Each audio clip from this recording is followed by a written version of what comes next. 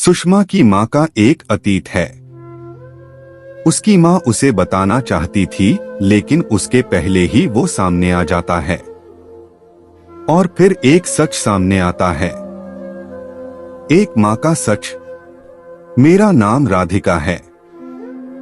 मेरी एक 14 साल की लड़की है सुषमा। मैंने अकेले ही उसे पालकर बड़ा किया है। सुषमा और मेरी एक छोटी सी दुनिया है।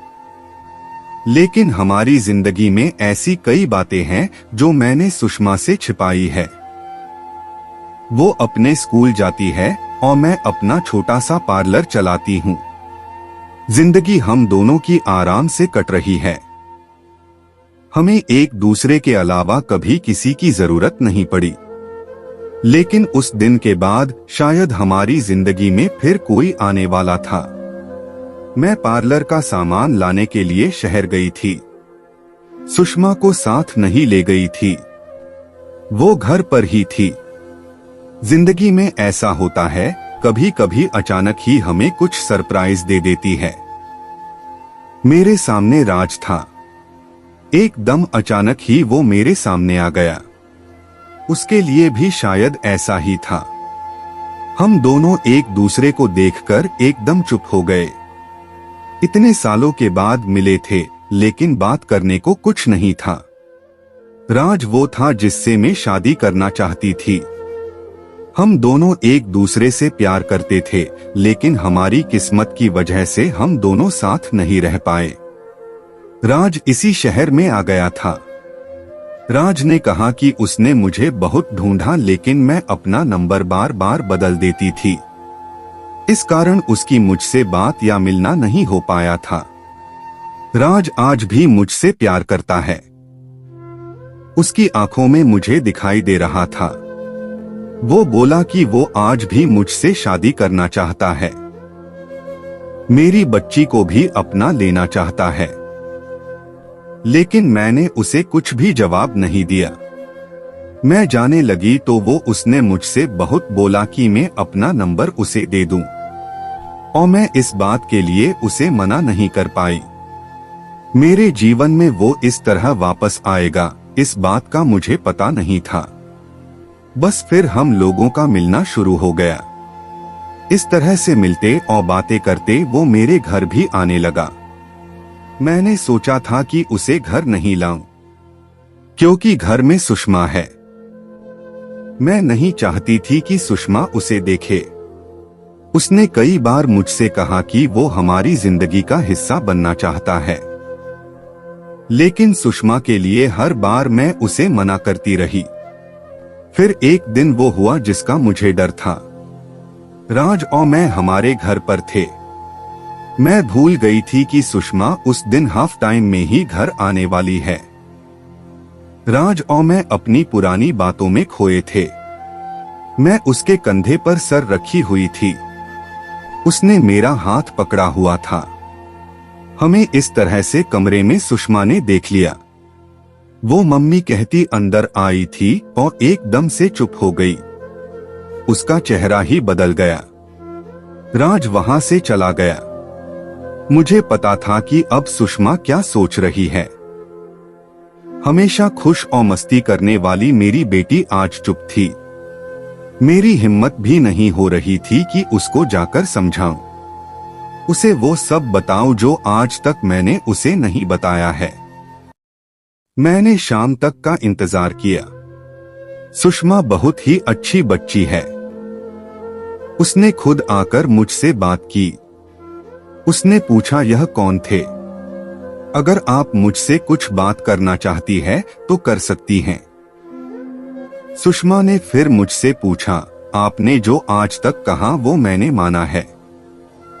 मुझे लगा कि आप हमेशा मुझे सच बताती हैं और मुझसे कुछ छिपाती नहीं हैं।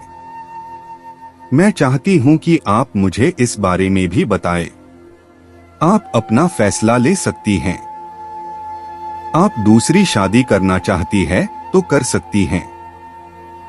हमारी यह बात चल ही रही थी कि राज फिर अचानक ही वहां आ गया।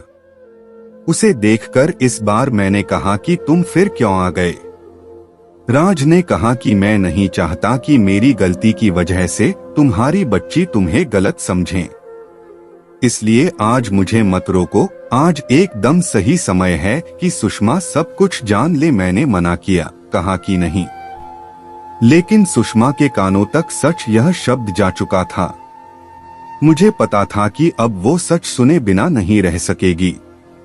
सुषमा ने कहा, बताओ आप क्या बोलना चाहते हो, और फिर राज ने सुषमा को सच बता ही दिया। सुषमा मेरी बेटी नहीं है, मेरे भाई की बेटी है। एक दुर्घटना में मेरे भाई और भाभी चल बसे, तब सुषमा सिर्फ 9 महीने की थी। हमारे माँ बाप पहले ही चल बसे थे और वो दोनों भी मेरी सारी जमीन बेचकर उसे वहां से लेकर मैं यहाँ दूसरे शहर आ गई। राज ने कहा, यह तुम्हारी बुआ है और हम दोनों की शादी होने वाली थी सिर्फ तुम्हारे लिए कि तुम्हारा प्यार बांटने कोई और नहीं आ जाए। इसने मुझसे शादी नहीं की। मैंने बहुत समझाया, लेकिन इसे तुम्हारे अलावा और कुछ दिखाई ही नहीं दे रहा था। बहुत सालों बाद हम मिले तो हम एक दूसरे से बात करे बिना नहीं रह पाए। मैं इसे आज भी कह रहा हूँ, लेकिन अभी भी यह मना करती है। सुषमा यह सुनकर मेरी तरफ देखती है और पूछती है, यह क्या बोल रहे हैं? कहो कि यह झूठ बोल रहे हैं। मेरी आंखों से आंसू निकलने लगे। मैंने कहा कि बेटी, भले ही तू मेरी जान है, लेकिन तूने मेरी कोख से जन्म नहीं लिया है।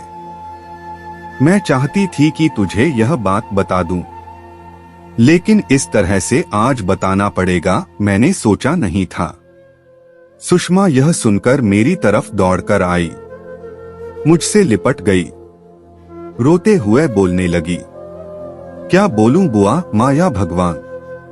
मैंने कहा, तू मेरी बेटी है और मैं तेरी माँ, बस यही सच है और यही रहेगा।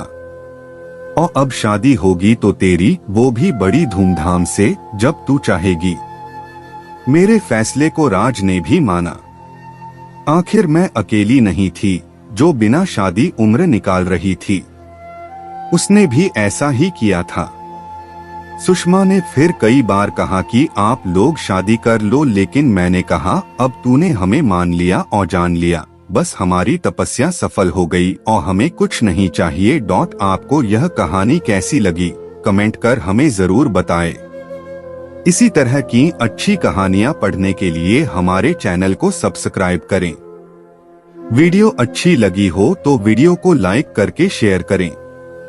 जल्दी ही मिलते हैं किसी नई कहानी में।